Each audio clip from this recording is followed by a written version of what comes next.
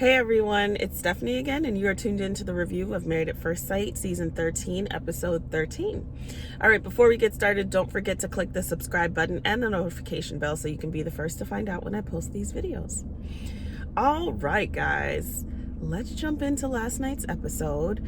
Last night's episode was about the retreat. So every season they do a couples retreat where they get all the couples together in one space and they, have them play a game or ask questions. Each season it changes, but it's about really reinforcing the group dynamic and helping them to rely on each other and use each other as, tools and different perspectives. And also it's good, it's good filming.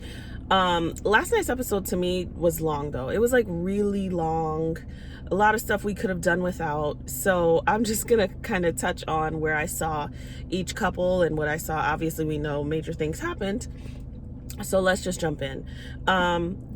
Yay for Brett. Okay, I am so happy to have seen Brett finally stand up for herself and talk about what she needed and how giving Ryan what he needed put herself in a place to not receive what she needs to a fault. So she brings up what his sister said, and he automatically kind of shifts and you can see that he's kind of upset about that. Like, where's that coming from? The big thing with Ryan is that he does not communicate. Even the fact of her bringing that up, or her kind of saying that she doesn't want to sleep in the same room with him, essentially, he calls it a scene. Ryan, based on what I'm seeing, cannot handle like the most basic type of dialogue, the most basic conversation, and he just wants to avoid everything, which is like not really healthy. And even if and when he ends up with the person that he wants to be with, it's going to show itself. That character defect is going to show itself, because that's just not healthy. When they were talking, Johnny basically asked, hey, where are you guys sleeping tonight? Because Ryan and Brett were the last to get there. And Ryan says, well, I don't mind sleeping in the room with Brett. And she basically says, no, I'm not comfortable with that, because essentially we haven't been doing that at home. Why would we do that here? And so it looks like she doesn't want to sleep there with him, but also Ryan, offers it as almost like a consolation prize. Like, yeah, no, I have no problem with sleeping with Brett. It's like, that's not really intriguing. That doesn't really communicate that you want to, because in the confessionals, he's saying that, that he was starting this weekend out fresh and really wanting to take initiative and do the best that he could do. He should have told her that. And even in I think it was in the car or something, Ryan said like he really wanted to start fresh, and he feels like he doesn't have to say a bunch of stuff. His actions show that. That is a cop-out. That's another way to continue to be avoidant. Well, I'm already doing these things or not doing these things, so that should mean no. In the words of Gil, say what you mean and mean what you say. Like, this should mean because you see me doing and you not seeing me do. That's not healthy, even in a good relationship with someone that you want to be with. So finally, Brett reaches her breaking point where she's saying, listen, I will give you what you need, but it'll be to my detriment, to a fault, and you'll see me break. And so that's where he's getting the messaging that Brett is kind of like checking out. So I was glad that she finally had that conversation with him, and in a way said, listen, like you saying let's sleep here, but we haven't been doing that. That is a problem for me, because this is how you've been showing up, and this is how it feels, and this is what it's doing to me.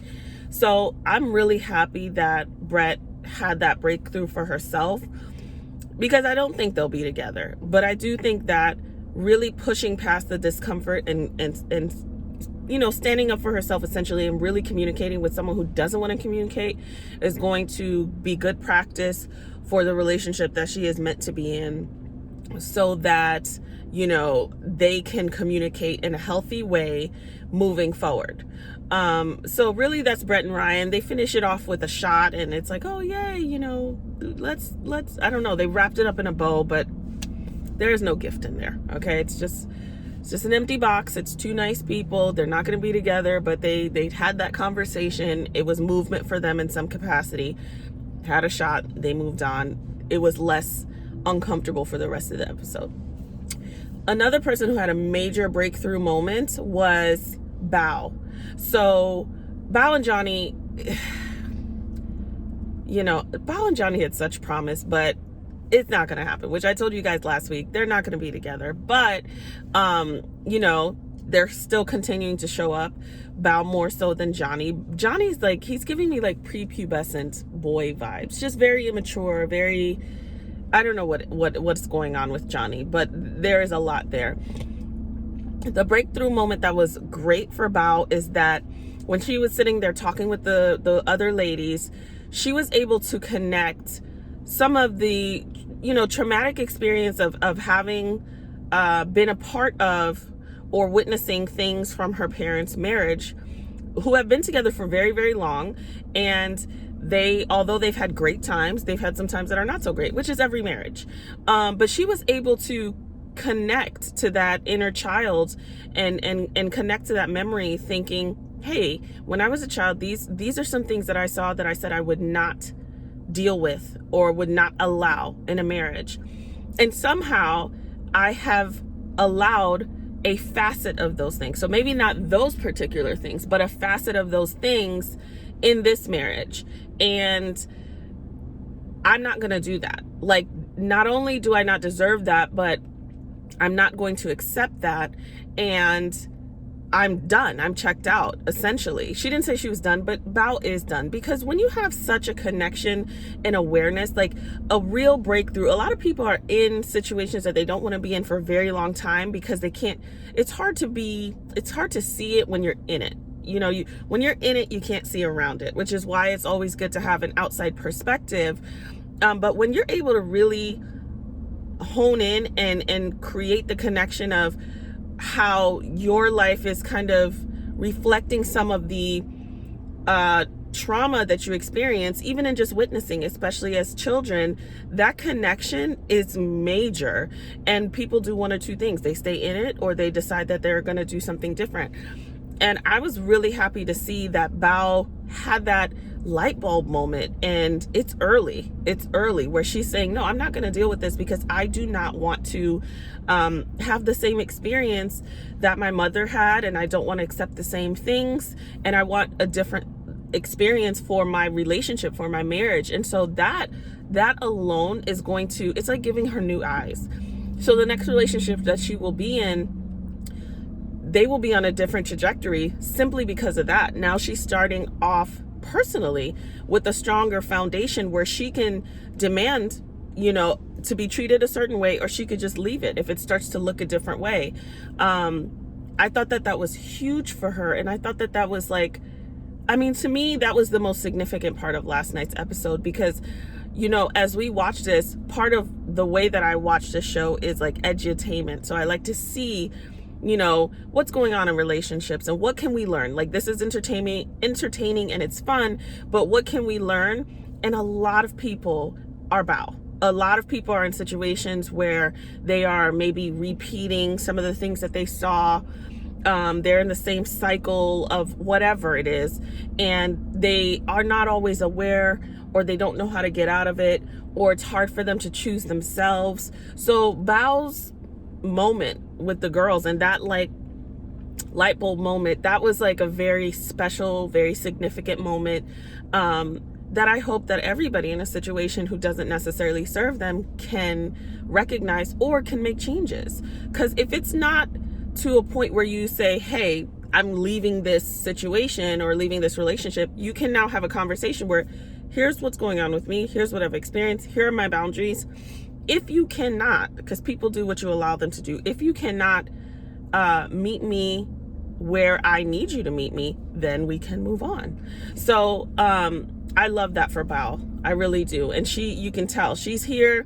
She's going to keep trying because, she's here, or maybe contractually obligated at this point. But Bao is out. And I think that that's the best thing for her. I don't have anything to say about Johnny. Johnny's,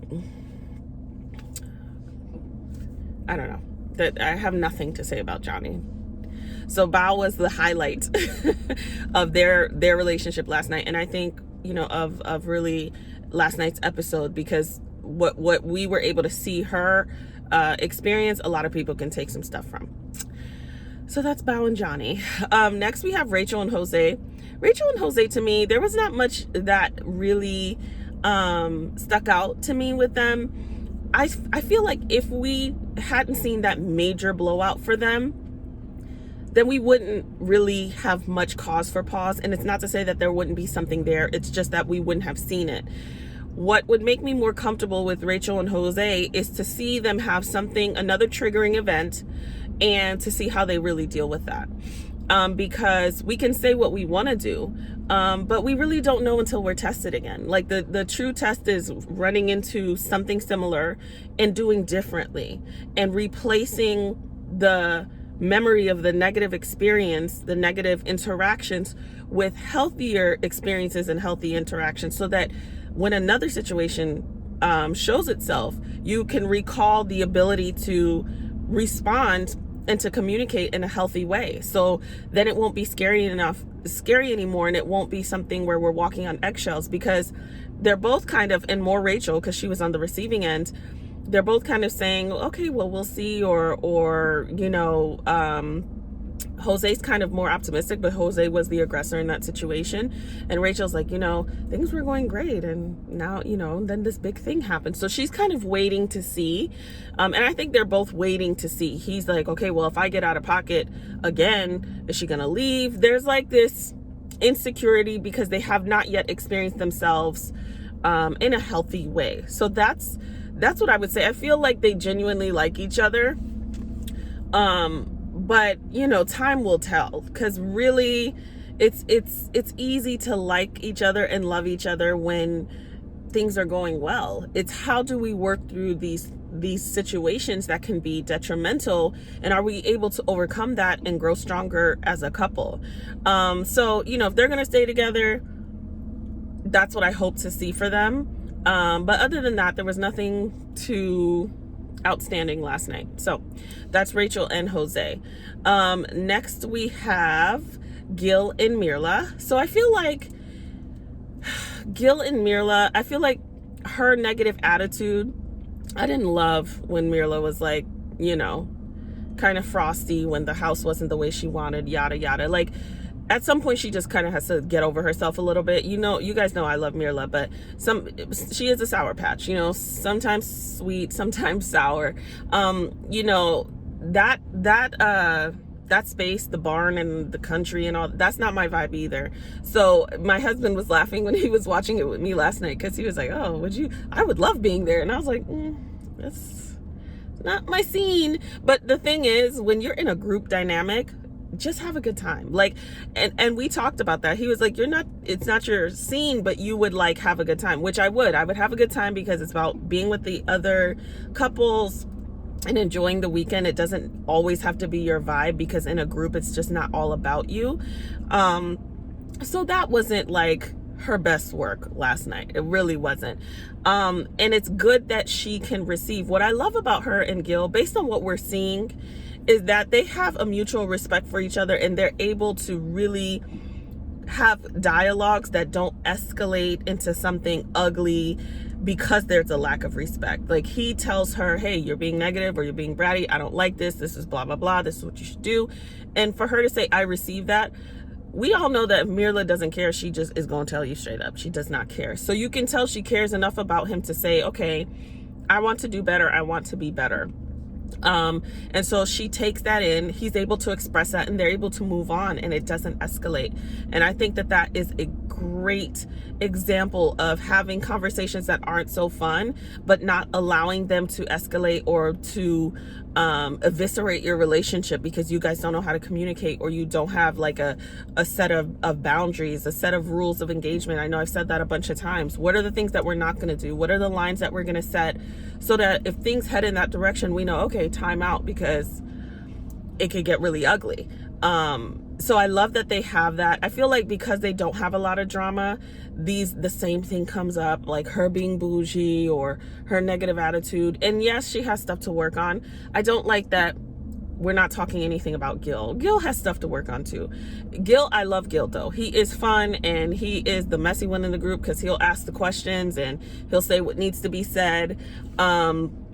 and he just seems like a good guy based on what we have seen, but he has his issues too. It seems that every time it's about them, it's about Mirla and this thing. And I think because they don't have a lot of drama, the producers are like, okay, talk about this, talk about the negative. Okay, we've seen that, we've done that, like, next. Or let's dig into Gil a little bit and what he can work on, so that it's not just like this knight in shining armor, having to deal with whatever. So, but other than that, there isn't much to say, and I think that's why it keeps coming up. There isn't much drama with Mirla and Gil. They're not going to give you that, and I love that, because in some way they are protecting their relationship, and they probably just get along really well, but there isn't much there. So I think that's why we don't get that much from them in terms of like antics, because they do have rules. So that's Mirla and Gil, which is a perfect segue to the couple who has no rules in terms of how they argue and how they speak to each other. Michaela and Zach. Michaela and Zach, I said last week I was more definitive, and maybe the weeks before that, they weren't going to be together. But if y'all weren't sure, we hear a lot of rumors. We know that they're not going to be together after this episode, because it's probably one of the most toxic things I've seen on this series thus far. They have first of all, here's the example. And when I mentioned Rachel and Jose needing like a healthy disagreement to replace the memory of a bad one so that they can say, hey, we can do this. Michaela and Zach can't get to that point. They have unhealthy disagreements all the time because neither one knows how to communicate well. Michaela is way worse though. Zach doesn't know how to communicate well either, but Michaela is out of control. And they talk about it. We talk to each other. I talk to my sisters. I talk to my brothers. I talk to my friends. I talk to Bao. And we're going to do this. And this is what I've learned. And you guys haven't learned a thing. And they go at it again. And somebody says one thing and the other person hears another thing. It is a mess. And then the explosion happens. It's like little matches being lit and kerosene, and the explosion just happens. They never have been able to truly, they've been able to kind of pretend, but they've never been able to truly put into practice the things that they have allegedly learned to have a good experience the next time. Never. Yesterday we saw it like get out of control, and really it was Michaela getting out of control. So they basically have this conversation, and I'll get there. They basically have this conversation about not saying yes on decision day because they know that they're not ready to be together, taking a break, possibly dating, and doing some work. What I loved about that conversation, that nugget of that conversation, is doing the inner work. Like, they're both not in a place where they're ready for marriage. And then Zach says, well, I'm ready for marriage, just not ready for marriage with you. Zach, you're not ready for marriage yet either. You're not. But I understand that Michaela's not the person for him. But I don't think that they need to jump into any type of marriage at all. I think they both have work to do. But it gets escalated from there. Michaela jumps up and, runs off and comes back, and I think at some point, I don't even remember because it was just chaos, if this was in the bedroom eventually after dinner when they play the game with the couples, things start to get escalated there. They're going back and forth. We're seeing that, we're seeing that Michaela mostly is not even really listening to what she's saying, and how she's literally saying one thing and then the exact opposite and then the exact opposite of that.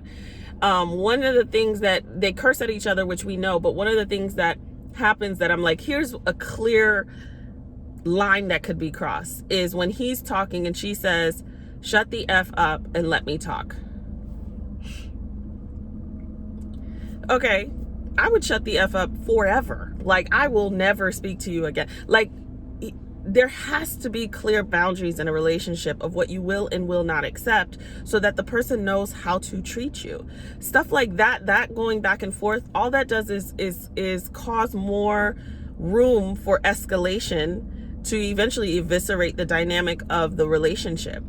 They go back and forth with each other. She is literally saying one thing, doing the opposite, saying the opposite. Then she calls her sister because she says she doesn't want to ride home with him in the morning. Then he says, well, if you don't want to ride with me, I'll leave tonight. She doesn't hear that.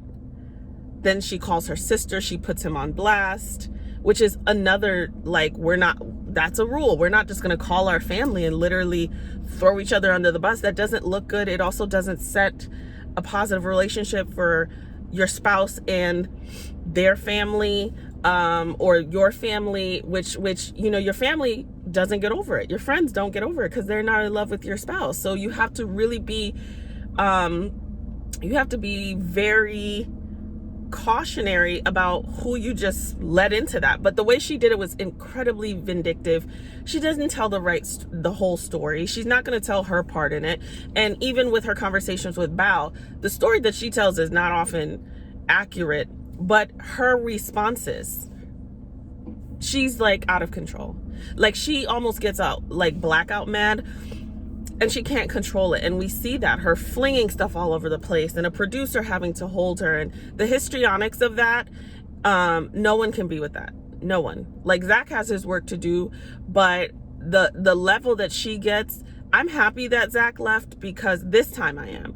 Because at this point, if you know you're out, you're out. Do I think everybody should just be able to say, oh, I want my own space, I want to leave, I don't like being here? No, which is why before I have said, the whole leaving everybody this season, just wanting to go back to their own space all the time, don't get married, because that's not good. And I'm going to stick with that. I don't think that they should leave every time they get into an argument. But last night was next level, and I think that he really should just be done, because he even says, this is what I'm talking about, the responses. Like, it's not even what is necessarily being said, it's the histrionics of the responses that are just overwhelming, and she can't control herself.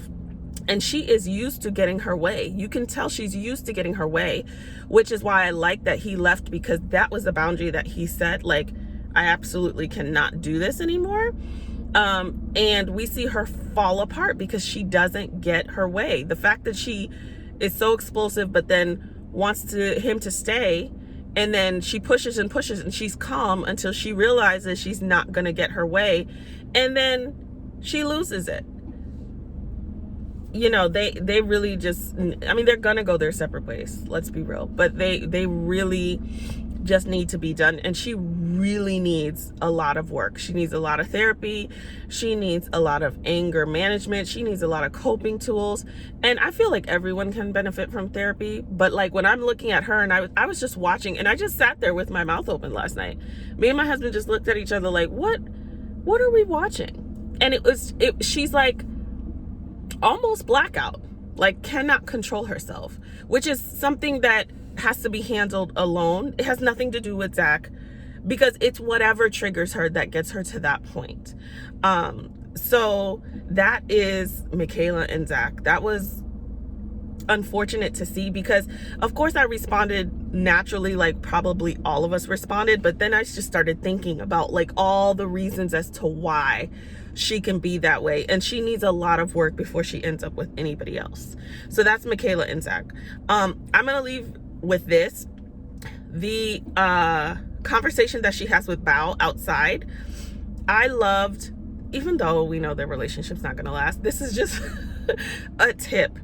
I love how Bao challenged Michaela, because a lot of times you may go to your friends, and you have to be careful who you go to for advice, and this is for men and women.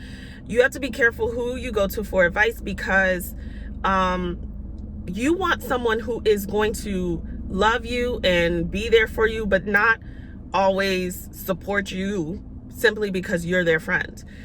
The person that you have to seek advice from has to support the relationship, and if it's a good relationship, and even in love, challenge you. So it's important that you seek advice from, if you're married, I would say mostly other married people, because singles respond a little differently. But if they're single, somebody mature. Because before I was married, I was the single friend. I mean, I've been a therapist for a long time, but I was the single friend who always had very mature advice. But I always looked at it as from like, hey, I want my friend to succeed in this marriage. So I was never the single friend who's like, girl, get out of that, don't deal with that, blah, blah, blah. I would challenge my friends. And now in marriage, we challenge each other. So I thought it was a great depiction about kind of challenging Michaela and saying, well, why are you pushing him away? Why are you doing this? Why? Like putting the ownership and accountability on her too, and what she can control.